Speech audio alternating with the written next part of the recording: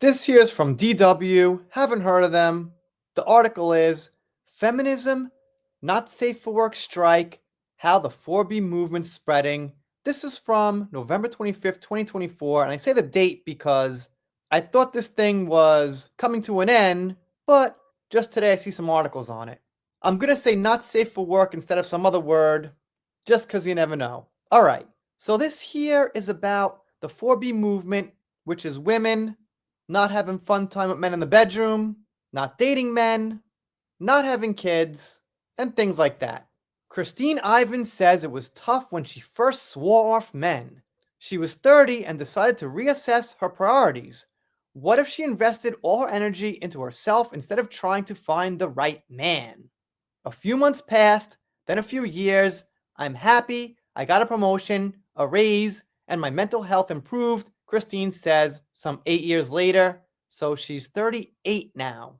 Well, at that point, it's kind of late for her to start it all up and get the kids going. Not too late, but the later stages.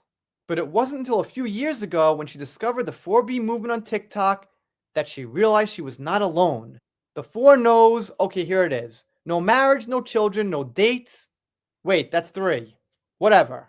So the thing I've been hearing is that a woman can get a career, she'll be happy, have a raise, have the money, but as time rolls on, she looks back and she's like, well, I always thought this when I was like younger, like a kid. I don't know, maybe 10 or 11 or something, just when I was old enough to see what the world was about. I was like, men are working and women aren't. All right, that's one thing. Or let's just say the majority.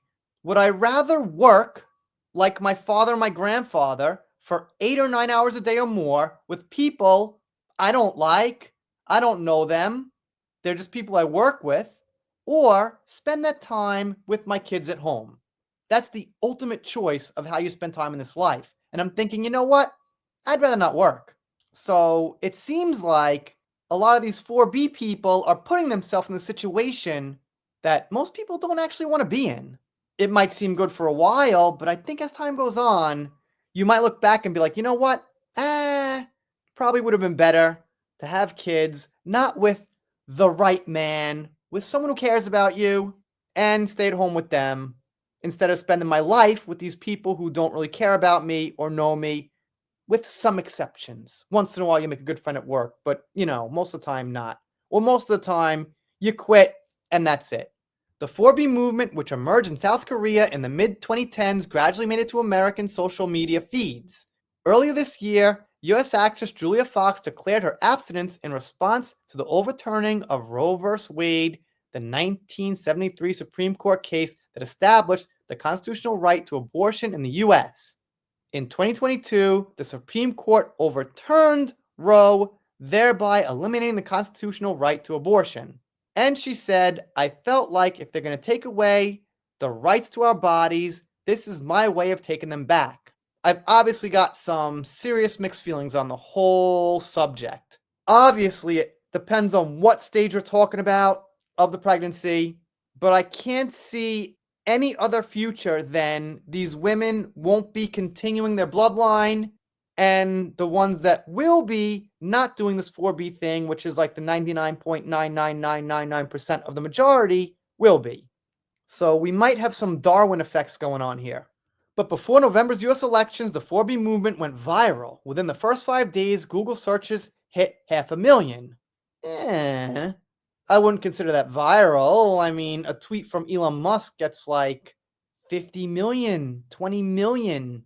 On TikTok, thousands of women share their abstinence journeys or shave their heads on camera. Short hair is a mark of distinction among 4B activists, which is also a mark of insulting people with diseases that make them lose their hair. They say this Korean feminist sees similarities between struggles in Korea and the US. Fine. 8 years ago, we found out that our friends, fathers, or others close to us didn't share our perspective on gender issues, she explains. Okay, now here's where I think the difference is in Korea and America.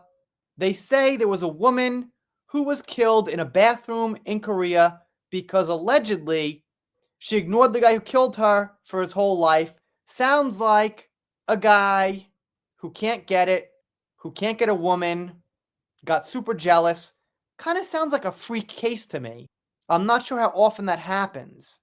They say this murder offset a new wave of feminism in South Korea, which I suppose is the 4B. But women in America aren't really doing it because of that, because of actual violence. They're doing it because of, that issue. They say there's violence and harassment and spy cams in public bathrooms. Once again, I mean, how many men do that?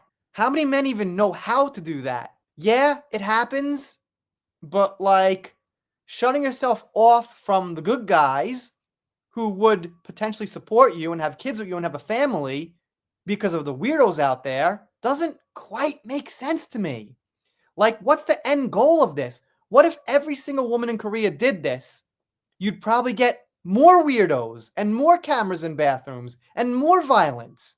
It's kind of like opposite effect, I think, would happen. Like, if you follow it through logically, that's the only thing could happen, is more and more weirdos like this. So I could only really see the end result be bad for them. If they're taking themselves out of the dating pool completely, okay, less women means less opportunity for guys, but what guys are you punishing? You're just punishing pretty much like normal guys who want to give women a chance. You weren't going to sleep with or have babies with these weirdos with spy cams anyway. Maybe I'm missing something. Then it says women attacked because they look like feminists. Well, maybe. I don't know. I can't say. I don't have every single piece of information here. But that's not something I see in America. And when they say attacked, I think they mean physically. I don't count words as an attack. I mean, unless they're a direct threat of harm, but not like name calling. That's not an attack. And if anything, I think people need to toughen up these days and take it a bit more. And here's the last thing. It's a bit touchy, but I've got an opinion. Refusing to be treated like reproduction machines. Well, here's the thing. On a society level, from a bird's eye view, we do treat genders like certain things. Men are like bank accounts for certain people. Women reproduce. Men protect. Women nurture. So in a way, that is their role, is to reproduce. That's the role. That's literally the role they have, which is the most important role to continue the species from extinction. So to not want that is just doing a disservice to humanity. So you're just saying you don't like humanity. Okay. I mean, you just got to accept your role. I never wanted to be some provider. I don't like being a leader so much. But you need certain masculine qualities for society and to get women in general. Women need some feminine qualities to get men in general, or at least the ones they want. That's just the hard reality. It's not a nice way to put it, reproduction machines. I get it. You want to be looked at as more, but in the end, we're not more. We're here for like a blink of the eye in this existence.